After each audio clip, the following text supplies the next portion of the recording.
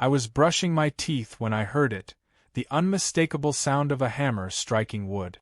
At first, I thought someone was fixing a fence or putting up a birdhouse, but when I looked out my bathroom window and saw 3 people in blazers driving a wooden stake into the edge of my private pond, I spat out my toothpaste mid-gargle. One of them was wearing heels, another had a clipboard, and the third had the nerve to plant a sign that read, HOA Reflection Pool Community Property. That's when my toothbrush hit the floor. My name's Samir, I own this land outright, and that pond has been here longer than any of these suburban paper pushers have been alive. What started as an annoying HOA disagreement was about to turn into the most chaotic, frog-infested, spotlight-flooded war this neighborhood had ever seen. And believe me, I was done playing nice. Just 3 months earlier, I had finally escaped the noise of city life to settle in a peaceful, wooded community on the outskirts of town. As a freelance biologist and wildlife photographer, all I ever wanted was land, quiet, and nature.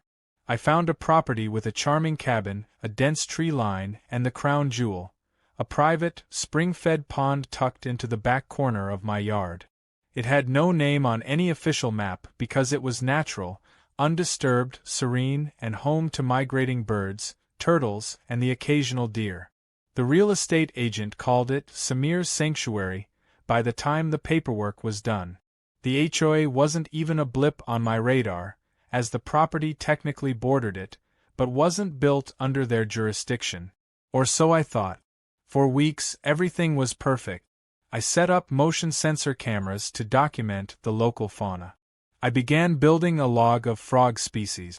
At night, I sat by the water and listened to the gentle croaks and rustling trees, completely at peace. Then, one morning, I found a flyer tucked into my mailbox. It was stamped by the Evergreen Community HOA and titled, Upcoming Beautification Projects. I ignored it, nothing to do with me. 2 weeks later, I heard the knock. Standing at my front door was Karen, the HOA president. I didn't know her name yet, but everything about her screamed Karen, from her overly rigid posture to the aggressive smile that never quite reached her eyes. She was flanked by 2 others. A man who looked like he lived at the gym, and a woman who was already scribbling notes as I opened the door. Hello, Mr. Samir, right? We just wanted to take a look at the community pond behind your home. It's recently been flagged as a potential shared space for the neighborhood, Karen chirped, already moving toward my backyard before I could say a word. That's not a community pond, I replied, stepping in front of them. It's on my property. It's private. Been that way since the 1970s. Karen gave a laugh that felt like someone scraping glass across metal. Oh, we did a full aerial map review. It's technically within the community's easement zone. So it's going to be reclassified as a reflection pool, part of our Wellness and Serenity initiative. I blinked. A reflection what? A reflection pool. For aesthetic piece. It'll be on our HOA map, and we'll be putting up a sign and clearing out the wild clutter. You'll receive a landscaping guide shortly. I was too stunned to respond. Not only were they completely wrong about the property lines, but they were also acting like they already owned the place. I told them I'd have to look into it and shut the door before I said something impolite. That night, I went digging. I found the surveyor's map from the county. Every inch of that pond was inside my boundary lines, clearly and legally mine. I printed out the documents, highlighted the pond, and even laminated them in case Karen returned. I figured that would be enough. It wasn't. The next morning, the sign went up. They didn't even ask. 2 HOA volunteers, both high schoolers from the neighborhood, were given orders to install a wooden post at the edge of my pond. I found them mid-task, looking uncomfortable but obedient, holding a sign that declared the area a community reflection pool. I asked them politely to stop. They said they were just following HOA instructions. When I yanked the sign out of the ground, they scurried off like startled squirrels. I thought that was the end of it. Then came the fairy lights. On the 3rd night, as I stepped onto my back porch with a cup of tea, I noticed something odd. Tiny specks of light were dancing around the pond. Upon closer inspection, I saw solar-powered fairy lights strung between trees and bushes, illuminating the water in a soft, artificial glow. It was absurd. My wild pond looked like the set of a wedding photoshoot. Then I saw Karen, standing across the pond on the far end of the property line, pointing at the lights with a satisfied expression while her assistant filmed her monologuing about serenity zones and community wellness. I lost it. Quietly but completely. I didn't shout. I didn't stomp over and rip down the lights. I didn't call the police. Instead, I turned back inside and made a list. I titled it Operation Amphibian Chaos, and it started with the words, Step 1, Frogs. I knew frogs. I had studied frogs. I had even written academic articles about the importance of vocal amphibians in regulating insect populations. I also knew that during mating season, certain species, especially bullfrogs, could reach decibel levels loud enough to be mistaken for motorcycles. My pond wasn't just a water feature, it was the perfect biological trap. And now it would become the loudest, brightest, most biologically disruptive reflection pool they had ever seen. First, I began introducing more frogs into the ecosystem, carefully selected species, sourced ethically from local conservatories and breeding programs.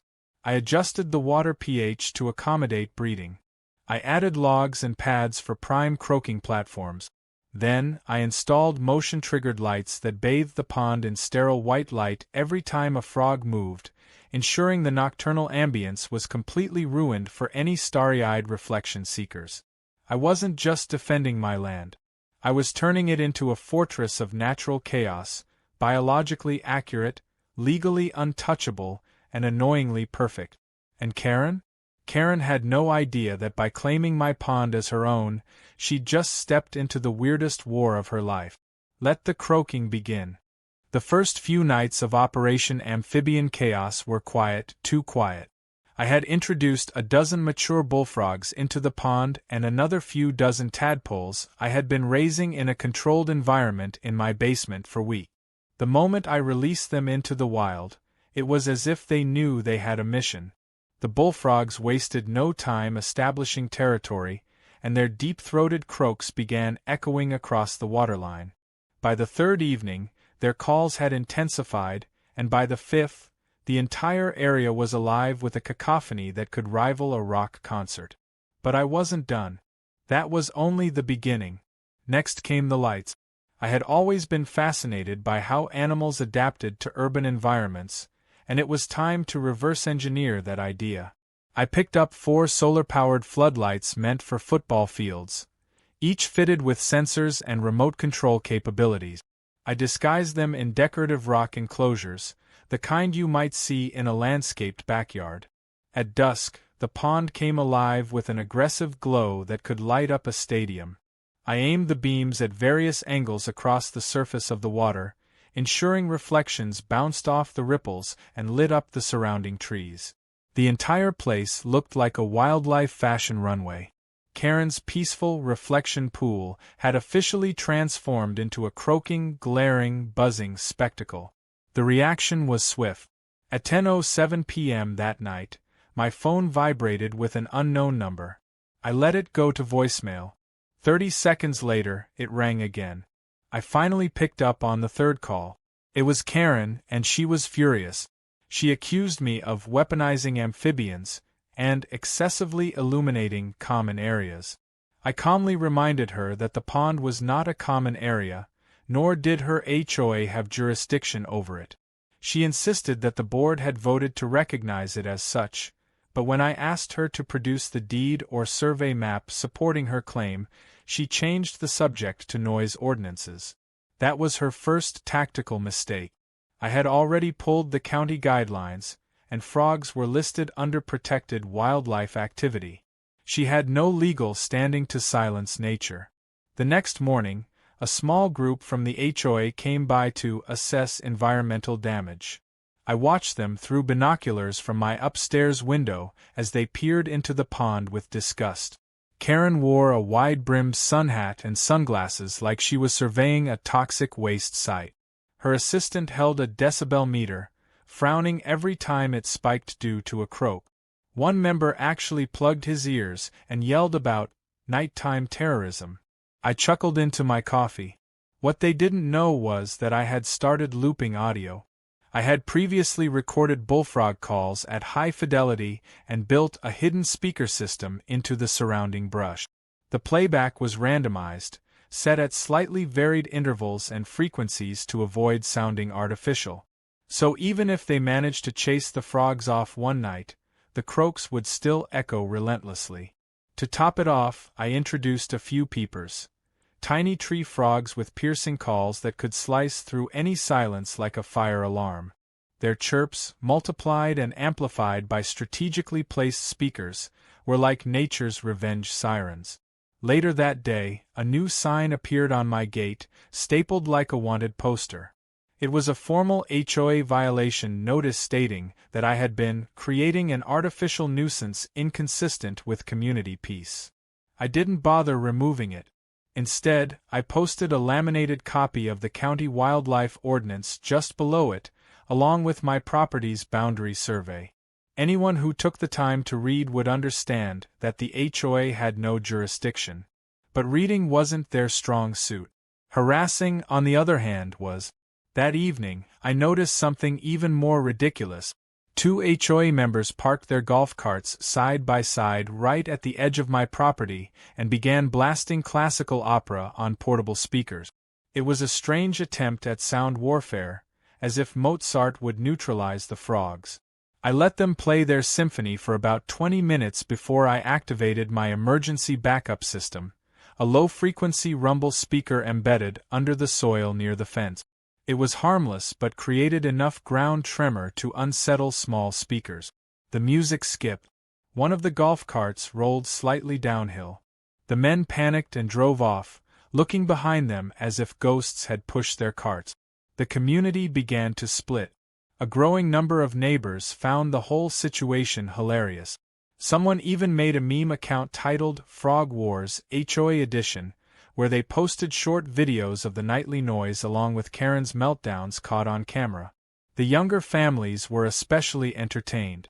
A group of kids began painting little frog-shaped rocks and placing them around the neighborhood, calling them Frog Scouts. My mailbox received more thank you notes than hate mail for the first time since I moved in. But Karen wasn't done. Not by a long shot.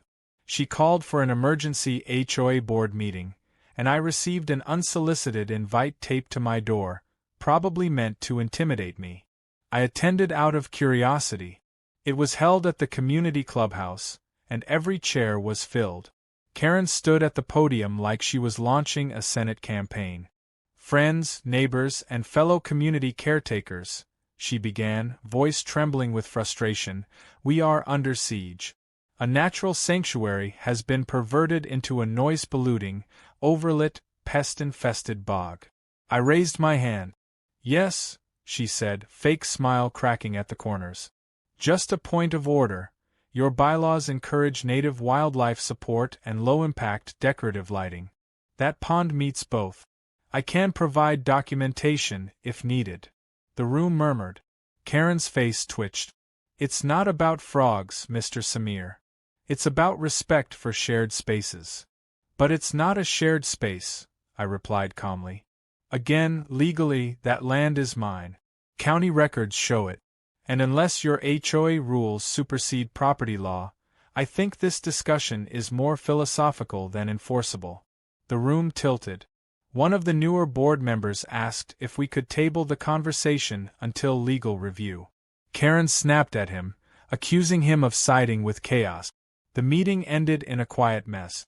That night, as the pond sang its croaky lullaby beneath its shining lights, I sat on my porch with a lemonade and marveled at how quickly absurdity had bloomed into something beautiful. The frogs were thriving. The neighborhood was buzzing. And Karen was unraveling faster than a $2 lawn chair in a thunderstorm. Still, I wasn't foolish. I knew the escalation wasn't over. Karen was persistent, petty, predictably entitled. If she couldn't beat the frogs legally, she would find another route. But what she didn't know was that I had more than frogs, lights, and speakers in my toolbox. I had the truth. I had the law. And soon, I would have the upper hand in a way she never saw coming. The quiet before the storm didn't last long.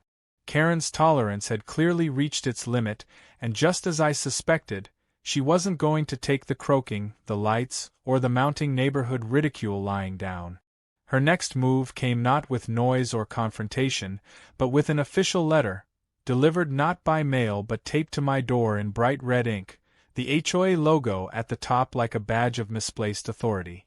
The letter accused me of introducing non-native, invasive species into a shared ecosystem and alleged that my lighting caused light pollution hazardous to nocturnal wildlife migration patterns. I nearly choked on my tea reading it. The irony of being accused of harming wildlife by the same woman who wanted to replace a frog-filled pond with a sterile reflection pool wasn't lost on me. But this wasn't just posturing anymore. Karen was trying to build a legal case. I knew exactly how she was going to move next. If the HOA could not win on jurisdiction, then she would attempt to paint me as a reckless landowner who posed an ecological threat to the broader area. So I countered with a little legal insurance of my own. I reached out to my colleague, Dr. Aldridge, a senior ecologist at the State University. She owed me a favor after I edited her field research reports last year. Within 48 hours, she arrived with her team, clipboards in hand, ready to perform a formal ecological survey of the pond. They spent 3 full days documenting everything: the frog population, water quality, insect balance, and vegetation impact. Their report didn't just clear me. It praised the pond's biodiversity as a model for suburban microhabitat. The frogs weren't invasive, they were native. And the lighting? Fully compliant with wildlife safety guidelines, using warm spectrum bulbs that limited insect disorientation and were only active for 4 hours each night.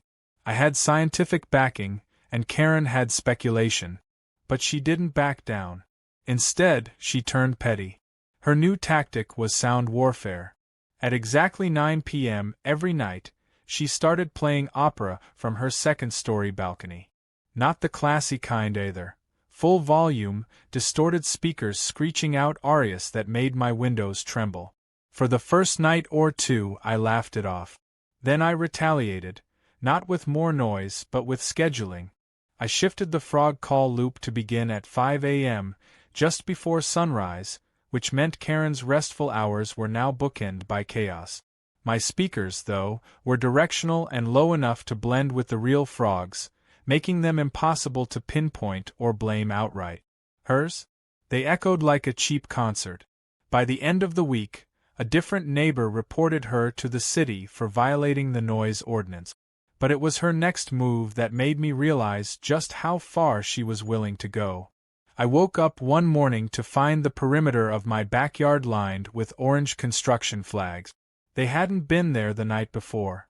A quick check with the city planning office revealed that someone had filed a request for a utility survey, citing plans for a community meditation deck and footpath, extending from the street, straight through my backyard, down to the pond.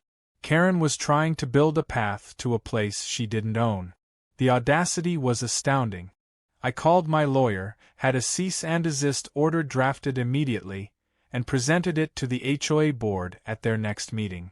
Karen tried to object, rambling about historical community use and collective benefit, but when I presented the time-stamped aerial photos from the last 30 years showing the pond untouched and privately maintained, her words fell apart. Then I pulled out the big guns. My legal documentation showing the property was purchased before the HOA was incorporated, meaning they had no power over my land. The room went quiet. One board member actually let out a quiet laugh. Karen's face twisted with barely suppressed rage. But as expected, when one route closed, she tried another. A week later, I was visited by a county inspector, apparently following up on a complaint regarding illegal outdoor construction. I gave him a tour, showed him every permit I had filed, and he left impressed, even complimenting the educational aspect of the frog habitat. He especially liked the lecture platform I had started building, a wooden deck with 6 seats facing the pond, which I had quietly submitted a permit for weeks earlier. When I explained that I was planning to host weekend amphibian awareness talks for local schools and nature groups, he smiled and said, "That's actually amazing." Word spread quickly. I emailed every environmental science teacher within a 30-mile radius, and within 2 weeks, I had confirmed attendees from 3 schools and a scout troop. The first talk was set for a Saturday morning, and I went all out.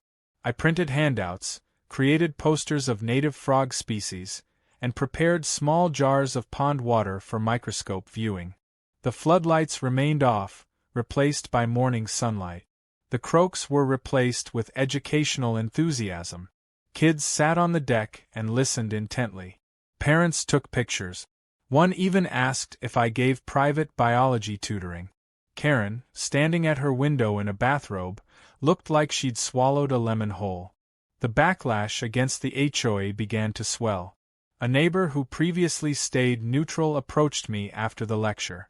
He admitted that he had initially supported Karen's reflection pool idea, thinking it would raise property values.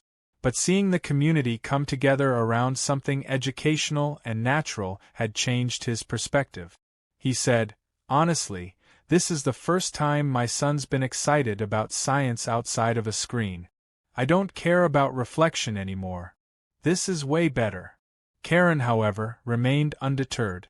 Her latest accusation was that my pond posed a safety risk: mosquito breeding grounds, potential drowning hazard, unstable terrain. It was laughable, especially since I had added mosquito-reducing water plants and even posted safety signs around the perimeter for good measure. But I saw the move for what it was. She was setting the stage for a formal complaint to the HOA's legal department. That's when I decided to go fully on the offensive. With Dr. Aldridge's help, I filed a formal environmental designation request with the State Conservation Office. It was an obscure but powerful program that allowed unique microecosystems in residential areas to receive official recognition, which would offer legal protection against interference or development. The process was tedious, but with my background and her endorsement, we were fast-tracked. By the end of the 3rd week, I received confirmation. The pond had been listed as a protected private habitat under state code. Any future HOA interference would now be considered obstruction of a state-sanctioned ecological site. I laminated that certificate and nailed it to a post right next to the pond. I made sure the letters were big enough to read from Karen's porch. The next day, Karen sent out an email to the HOA mailing list. One final, desperate rant. She accused me of manipulating the system, turning the community against her, and abusing wildlife for personal amusement. She referred to my pond as a blight upon an otherwise elegant neighborhood. But by now, no one was listening. People had seen the truth with their own eyes. Kids were sketching frogs in their notebook. Teachers were inviting me to classrooms. Even the city council sent me a thank. The final tantrum didn't come with an announcement or a formal letter. It came quietly, like all desperate acts do, under the cloak of night and cowardice. At first, I didn't notice anything was wrong. The frogs were unusually quiet that evening, but I attributed it to the mild weather shift. Sometimes storms brewing miles away could affect their behavior. It wasn't until I walked down to the pond the next morning with a fresh cup of coffee that I saw it, the dead frogs floating in clusters near the edge, their bodies stiff, their eyes glazed over with a stillness I recognized instantly. Something had poisoned them. My heart sank. The water stank faintly of chemicals, not the usual earthy scent I had grown so fond of. I dipped a test strip and waited. The color turned an ugly shade of orange. Bleach. Someone had poured bleach into my pond. I stood there in stunned silence, fury growing in my chest by the second. I looked around. There were faint shoe prints in the mud leading from the HOA pathway toward the back end of the pond. The grass was slightly flattened. Whoever had done this had been in a hurry. They had cut through the fence's side gap and tossed in the poison like some unhinged exterminator. And I knew exactly who it was. Karen. No one else had a motive. No one else had spent the last 2 months obsessing over my pond, trying everything in her power to control or destroy it. But what she didn't know, what she had forgotten or underestimated, was that I had installed 3 wildlife motion detection cameras around the perimeter of the pond. Not just to observe animals, but to protect the area from trespassers. I ran inside, pulled the memory cards, and reviewed the footage. At exactly 2:41 a.m., there she was. Karen herself, wearing all black, hair stuffed under a hoodie, carrying a white jug with a spray nozzle. She crouched low by the water, sprayed the liquid in long arcs, then tossed the empty container into the bushes and scurried back the way she came. Her face was partially obscured, but the profile was unmistakable. Her distinct gait, her side-parted hair that escaped from the hoodie, even the gold charm on her keychain that jangled as she walked. I had her. I had everything. I didn't call her. I didn't confront her. I called the police. The responding officers were skeptical at first, likely assuming this was another HOA squabble gone too far. But once they saw the footage and smelled the pond, they took it seriously. One officer collected samples while the other reviewed my property map and confirmed that the pond was indeed private land. A few hours later, Karen was picked up from her home. They didn't cuff her, but the sight of 2 officers walking her down her pristine driveway in full view of her neighbors was more than enough. I watched from across the street as she turned and stared at me. Her face wasn't angry. It was empty, like someone who had just realized the hole they dug was too deep to climb out of. The story spread like wildfire. Within 24 hours, the footage had gone viral, thanks to a local journalist who picked up the story and framed it as an environmental crime against protected wildlife. Headlines read, HOA President Poisons Pond, Suburban Sabotage, The Frog Massacre, and my personal favorite, Karen vs. the Croak. Environmentalists rallied behind the incident. Donations poured in for a wildlife recovery initiative. By the end of the week, I had been contacted by 3 nonprofits, 2 podcast hosts, and a documentary filmmaker asking for interviews. Karen was charged with environmental damage, trespassing, and tampering with a protected habitat. The judge issued a no-contact order preventing her from setting foot within 50 feet of my property. Her bond conditions required her to attend mandatory environmental ethics classes.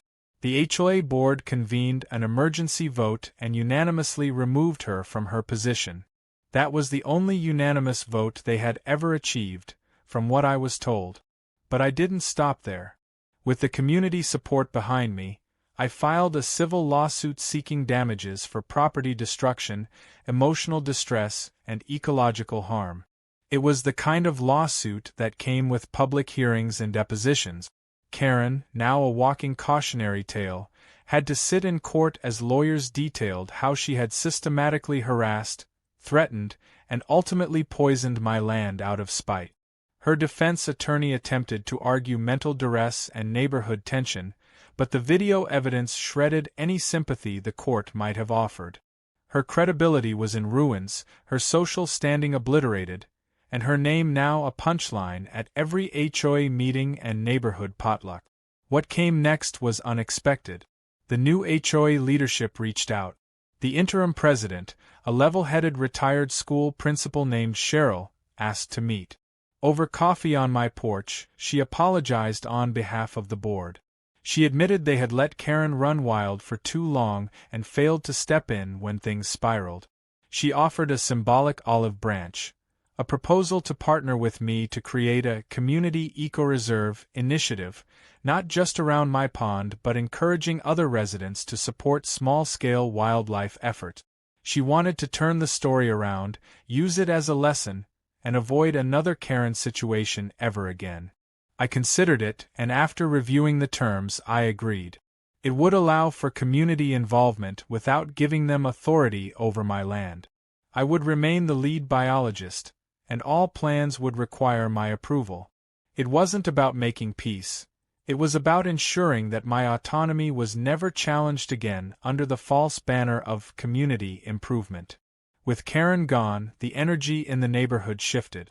Kids who once giggled at the drama were now attending my weekend wildlife talks with curiosity. Parents brought snacks and folding chairs. Someone even offered to help replant the vegetation around the pond. The frogs slowly returned, their chorus rising night after night, each croak a small victory. And Karen? She moved. She sold her home at a loss and disappeared from our lives. Rumor had it she tried to join another HOA across town, but when their board Googled her name and saw the articles and video footage, her application was quietly denied. The final act came months later.